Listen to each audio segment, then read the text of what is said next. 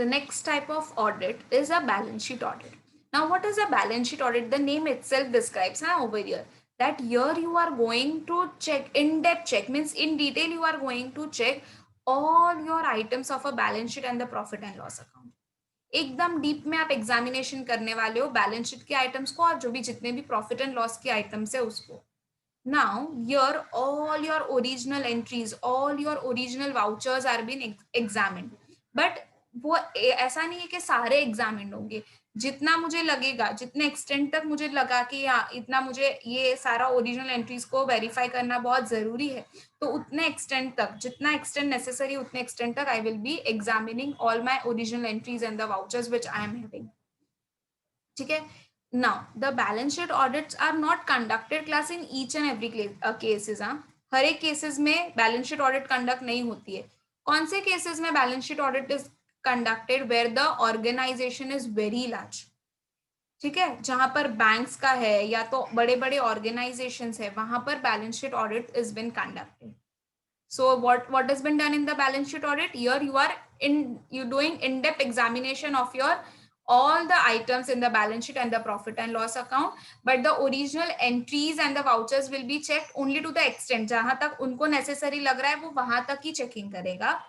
So it is not conducted in each and every cases. It is only conducted where you have a large organizations, or you can say when you wanted to find out the proper figures in the banks. ठीक है. तो यहाँ पर ये balance sheet audit हम कब conduct कर सकते हैं class? Since in the balance sheet audit हम पूरा सारे each and every transaction trading का और ये सब नहीं देख रहे हैं. हम बेसिकली से फोकस बैलेंस शीट पर और पीएनएल अकाउंट पर करते हैं. So where is the applicability? हम कहाँ पर इसको अप्लाई कर सकते हैं? So I can say that where your internal control is strong, जहां पर आपको पता है कि आप इतने ईयर्स से आप वहां की ऑडिट कर रहे हो एंड इंटरनल कंट्रोल इतना अच्छा है कि even you are as a auditor you are capable of detecting and preventing. Even see it is a management की रिस्पॉन्सिबिलिटी के प्रॉपर कंट्रोल रखें प्रॉपरली. जो भी अगर उसको ऐसा लग रहा है कुछ एरर या फ्रॉड होने के चांसेस है तो वो प्रॉपर चेक रखे अपने एम्प्लॉयज पर. ठीक है, वो ऑडिटर की ड्यूटी नहीं है. Auditor only comes to examine the books of accounts and give his comment. So we can apply this balance sheet audit where the internal control is quite strong, where the volume of a transactions are very large. So and when it is not possible, final accountant के पास इतना time नहीं है और उतना because of the time limit उसके पास अगर इतना time नहीं है इन डेप्थ चेकिंग करने का, तो वहां पर हम क्या कर सकते हैं? हम पोस्ट ऑडिट के बाद हमारी बैलेंस शीट और पीएनएल अकाउंट को वाउच कर सकते हैं. फिर ये बैलेंस शीट ऑडिट कब कंडक्ट हो सकता है? Where you have their own internal audit department. See many of the organisations have their own audit department. हाँ, उनका खुद का ऑडिट डिपार्टमेंट भी है जहां खुद के इंटरनल ऑडिटर्स ही क्या करेंगे? They will be checking their books of accounts. So the statutory auditor को when the internal audit department is only doing the work, तो auditor जो statutory auditor आएगा, जो external auditor आएगा बाहर से, तो वहां पर duplication of work will be prevented. ठीक है. Then the balance sheet audit has been conducted where the account staff is highly qualified. ठीक है, जहां पर हमारे पास प्रोफेशनल्स पर्सन है, हमारे इसमें से क्वालिफाइड सीए है, मैनेजमेंट भी हमारे यहाँ प्रोफेशनल है, अकाउंटेंट भी कंप्लीटली कंप्यूटराइज है, तो there you can apply the balance sheet audit. So I gave you the points where the balance sheet audit has been applicable. Which are those 4 points, class? Let's revise as 4 points. Where the internal control is very strong, then where the account staff is highly qualified, we have a professional management and the accountants are also properly computerized, where the volume of transactions are very large, and where you have your own internal audit department. So during that time, we can conduct the balance sheet audit, or you can say this is the applicability of the balance sheet audit. Now, we have advantages for the same. Now, इस अगर हम balance sheet audit कर रहे, as I told you here we are going to detail में हम vouching and the verifications करने वाले. हम डिटेल में सारे असेट्स को देखेंगे, स्टॉक्स को देखेंगे. We will be properly check के वेदर द स्टॉक का valuation is been done properly और नॉट. जो भी अमाउंट बैलेंस शीट में बैड डेट्स का लिखा हुआ है वो प्रॉपर है या नहीं. Whatever the contingent liabilities they are showing on a estimated basis, so we need to check the estimated contingent liabilities as well. So completely there will be a verification of all your major assets and the liabilities. See, हर एक assets, हर एक liabilities को obviously we won't be able to vouch it up. So what they do, they take a sample test. ठीक है, sample test के basis पर करेंगे. Yesterday I gave you the meaning about a sample test, how the sample test has been conducted. So because of this, see, सबसे first तो हम ये देखेंगे कि what all are the advantage for the same. So no changes, there won't be any of the changes in the account. Balance sheet audit जो भी है वो कब commence होती है? After completion of the books of accounts, that is after 31st of March. जैसे ही balance sheet prepare हो गई, you can commence the balance sheet audit. So therefore there won't be any changes in the accounts. You know, later on भी अगर कुछ changes आया, से for example पहले outstanding था पर हमने फिर पे कर दिया उसको, तो वहां पर फिर changes नहीं आ सकते. प्रीपेड कुछ था पहले से ही, प्रीपेड का कुछ शो, प्रीपेड तो चलो फिर भी ठीक है, बट आउटस्टैंडिंग अगर था और हमने पे कर दिया and I want to alter the figures, I can not later on alter the figures. ठीक है, क्योंकि जब तक वेरिफिकेशन का प्रोसेस कंप्लीट नहीं हो जाता तब तक हम कोई भी चेंजेस वहां पर बुक्स ऑफ अकाउंट्स में नहीं हो सकता. There won't be any interruptions, क्यों? There won't be any interruptions from the accounts department as well, and the checking will be done ekdam smoothly. At one stretch you can do it the properly checking without taking any of the breaks in between. So there won't be any interruptions in same. Then there will be no loose links. Now क्यों loose links नहीं होगा? Because यहाँ पर audit continuous basis पर you will be doing it. सो ये भी है कि आप जो भी कुछ चांसेस है मिस होने के, कि आपने वेरिफिकेशन में कुछ एस्पेक्ट्स मिस कर दिया, तो वो वाले चांसेस भी रिड्यूस हो जाएंगे. Why? Because you are conducting on a continuous flow, क्योंकि बैलेंस शीट को चेक करना है ना, तो obviously on a continuous flow you will be doing it up. Now it requires a less time and the cost. Why it will be क्यों less time? Because you are applying a sample test over here. So just you are applying a sample test over here, तो आपका जो routine में जो checking है, it reduces the cost of an audit. जल्दी जल्दी भी हो जाएगा बिकॉज ऑफ दैट. तो जो भी कॉस्ट है, से फॉर एग्जाम्पल जो ऑडिट मेरा 8 मंथ्स में कंप्लीट होने वाला था वो अभी 6 मंथ्स में हो जाएगा. सो 2 मंथ्स में, मतलब I have save this 2 months का time, just giving the example. हाँ, वैसे तो वो 6 मंथ्स में के विद इन ही कंप्लीट कर देते हैं. I am just giving this example. Then a proper comparison can be done. ठीक है, करंट और पास्ट का अगर मुझे कंपैरिजन करना है तो it becomes very much, you know, it will be helpful for me to compare the figures of the current जो चल रहा है और जो पास्ट के फिगर्स है, मैं उसको अच्छे से कंपेयर भी कर पाऊंगी. अगर मेरा कुछ कैपिटल में चेंजेस आए, वर्किंग कैपिटल में अगर मेरा चेंजेस आया, that is current assets minus current liabilities. ठीक है, अगर कुछ चेंजेस आया तो इवन मैं वो कंपैरिजन करके देख सकते हैं हम लोग.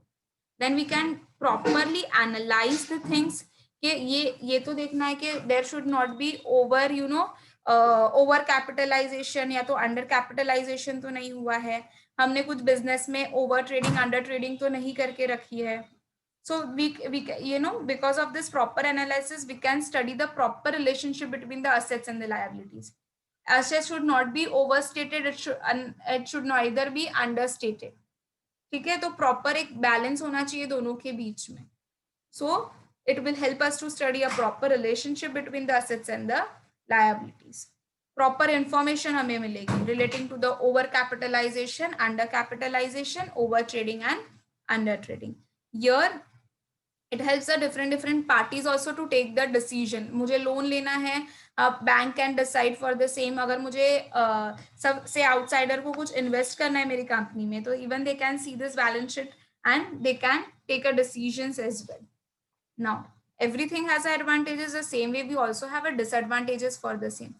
What is the first disadvantage is no check on the employees. क्यों? क्योंकि auditor day to day basis पे तो विजिट नहीं कर रहा है क्लाइंट की premises. So there won't be any routine checking which will be done on the employees. आप एम्प्लॉइज को रोज का चेक नहीं कर सकते हो कि वो कैसे काम कर रहा है. There no reviews of the internal control. आपको ये नहीं पता चलेगा, आपको एक अजम्पशन लेके चलना पड़ेगा. ठीक है, क्यों? मैंने तुम लोगों को क्या बोला कि बैलेंस शीट ऑडिट कब किधर एप्लीकेबल है? जहां पर इंटरनल कंट्रोल सिस्टम स्ट्रांग है. पर अगर कभी इंटरनल कंट्रोल, हम सिर्फ ये अज्यूम करके चलते कि यहाँ पर स्ट्रांग है, so we just reliance on the internal control system and then we start taking the efforts. But what if the internal control system is only not perfect? Then post-mortem. Now what we mean by a post-mortem over here? So there is no proper timely detection of the errors and the frauds which has been made over here. ठीक है, timely ये comments कब होंगे? हम ये balance sheet audit तब comments करते हैं जब हमारा पूरा फाइनेंशियल ईयर एंड हो जाता है, जब हमारी पूरी बुक्स ऑफ अकाउंट्स कंप्लीट हो जाती है. So it just work like a postmortem कि अभी जब खत्म हो गया, अब सिर्फ हम उसको एनालाइज कर रहे हैं, बस दैट्स इट. सो हम अगर मुझे प्रॉपरली हम टाइमली, हमें ये नहीं पता चलेगा अगर उसमें एरर्स एंड द फ्रॉड्स अगर हुए भी है तो हम टाइमली उसको डिटेक्ट नहीं कर पाएंगे. ठीक है, there can be a programming error. Now see, अभी अभी का जो भी ये एरा है ये पूरा कंप्यूटराइज्ड हो गया. ठीक है, इट इज पॉसिबल कि प्रोग्रामिंग एरर्स भी हो सकते हैं सिस्टम में while recording the transaction, while preparing the financial statements. Yes, it is possible. तो वहां पर हम डिटेक्ट नहीं कर पाएंगे. अगर प्रोग्रामिंग में ही अगर कुछ एरर है तो obviously we can not detect the errors. ठीक है, क्योंकि सी, वो सीए अपनी फील्ड का है, उसको प्रोग्रामिंग रिलेटेड कुछ भी नॉलेज नहीं है. तो अगर वहां पर कुछ एरर हुआ होगा इन द कंप्यूटराइज सिस्टम, तो it would be very much difficult for an CA to at least to come across that error as well. Now here, because balance sheet, देखो what the balance sheet reflects. Balance sheet reflects the financial position of the business. तो हम ये financial position सिर्फ एक time पर हम पता कर पाते कि कितना हमारा ये पोजीशन है. सो जितने भी इवेंट्स है जो आफ्टर बैलेंस शीट डेट में अगर सपोज ऑकर हुए पर वो मटीरियल भी है फॉर टेकिंग द डिसीजन, तो we can not take it. Say for example 31 अप्रैल को, दैट इज 31 मार्च के एंड पे लेट इवनिंग में ही fire occurred in the premises. A balance sheet got ready. Now if I want to occur, मतलब अगर मुझे कुछ भी मटेरियल थिंग्स है पर और मटेरियल थिंग्स की वजह से मेरा डिसीजन भी चेंज हो रहा है, तो मुझे उसको फिलहाल के लिए इग्नोर करना पड़ेगा. क्यों? बिकॉज मेरी बैलेंस शीट तो ऑलरेडी प्रिपेयर हो गई है. Now, now they even ignores the changes, the causes of the changes.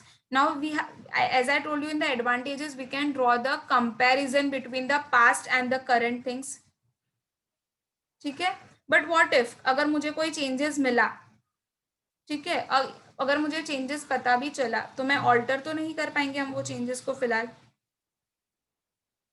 और ये चेंजेस का कॉजेस क्या है, किसके वजह से ये चेंजेस हुआ है, वो भी हम आइडेंटिफाई नहीं कर पाएंगे बिकॉज ऑफ द सेम. तो उसके reason, we won't be able to detect the reason कि why this has been, the numbers are been altered, why the figures has been changed when we start doing the comparison. We won't be having a proper information about the profit and loss, because here the information जितना भी है, generation of the profit and loss is not been stated in the balance sheet. ठीक है, वो balance sheet में state नहीं हो सकता. this gives you the more of the information regarding the balance sheet items only. So it is more informative. ठीक है, काफी कुछ इंफॉर्मेशन देगा ये हमें, पर यह हमें यहाँ पर पूरा इंफॉर्मेशन प्रॉफिट एंड लॉस के बारे में नहीं देने वाला है. Okay, so this was all about a balance sheet audit.